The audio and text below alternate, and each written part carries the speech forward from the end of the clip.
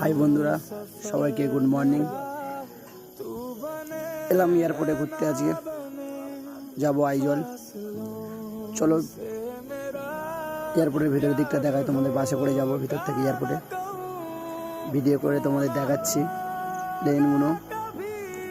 Plane ধরবো 4 নম্বর gate থেকে, যাবো আইজল। ভিডিও করতে করতে তোমাদের দেখাতে দেখাতে যাই।